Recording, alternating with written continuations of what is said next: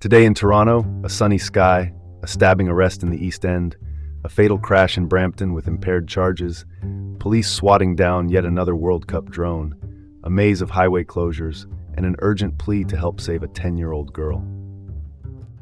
Dean Bark here. Welcome to the City Report with Dean Bark in Toronto.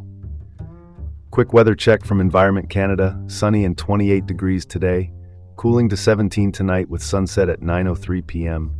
Perfect patio weather if you can actually get there. All right, let's dive in. First up, a stabbing arrest in the East End. The Toronto Police Service, that's the city's municipal police force, says officers were called Saturday to Kennedy Road and Eglinton Avenue East for a report of a stabbing. A 34-year-old man was arrested the same day and charged with assault causing bodily harm, plus 2 counts of failing to comply with probation. The victim was taken to hospital with injuries from the altercation. Time to dig into the details. That corner at Kennedy and Eglinton sits in a busy stretch of the East End. Incidents there ripple through the neighborhood fast. Police are framing this as another reminder of public safety pressure points in dense urban areas. What's the takeaway? Prevention has to travel alongside enforcement. More community supports, mental health outreach, and tighter probation compliance checks are the kind of upstream work that can reduce nights like this. Shifting gears to Peel Region. Peel Regional Police, the force serving Brampton and Mississauga, are investigating a deadly early morning crash. Around 3:45 a.m. Saturday, at Beauvert Drive East and Yellow Brick Road in Brampton, a 21-year-old motorcyclist was killed. Police say the driver of a white SUV fled the scene, then returned later and was charged with impaired driving. The driver is a 48-year-old man. Let's cut to the chase. Impaired driving remains a blunt, deadly problem on our roads. Opinion, brief and blunt. Penalties must deter, not just document. Call a ride. It's always cheaper than a funeral. Moving on to security overhead. Toronto police intercepted their 19th unauthorized drone near the FIFA Fan Festival on Saturday evening. The FIFA Fan Festival is the city's official public viewing and fan zone for World Cup events. It was at capacity around 7:15 p.m. when the drone showed up. Police have been heavily enforcing no-fly zones around these venues to keep crowds safe. For clarity, a no-fly zone is restricted airspace. You can't operate drones there, full stop. With packed fan areas, drones pose real risks from crashes to surveillance concerns. Looks like someone forgot the memo that no-fly zone isn't a suggestion. Let's pivot to the roads. Brace yourself. The Ministry of Transportation of Ontario, the provincial agency managing our highways, has a slate of closures as maintenance ramps up.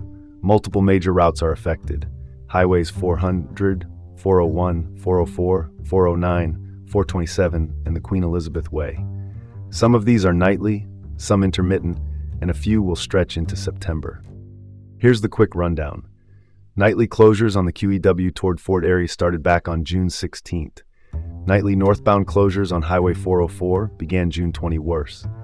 As of today, multiple nightly closures kick in on the 400, 401, 409, 427, and QEW. On June 29th, a continuous Highway 401 westbound on-ramp closure starts, and looking long-range, a daily westbound 401 closure runs until September 1st. Disruptions can shift with weather or emergencies, so expect detours and delays. Opinion, inconvenient, yes. Necessary, also yes. Short-term pain prevents long-term breakdowns. If your GPS starts crying tonight, now you know why. And finally, to sick kids. The Hospital for Sick Children in Toronto, where a family is making an urgent public plea. The Alamati family is searching for a liver donor for their 10-year-old daughter, Rahaf.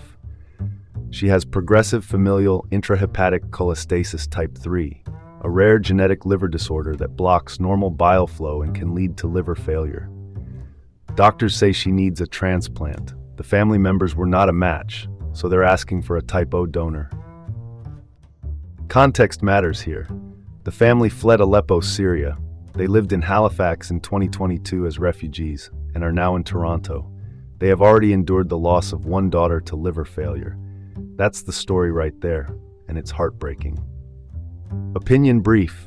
This is when a city shows up. Spread the word about living donation and organ donor registration. If you're typo and healthy, speak with a transplant program to learn what's involved. One match can change everything. There you have it. Sunny skies, heavy roadwork, strong enforcement around World Cup events, and 2 hard reminders about safety on our streets. This is Dean Bark signing off from the City Report with Dean Bark in Toronto.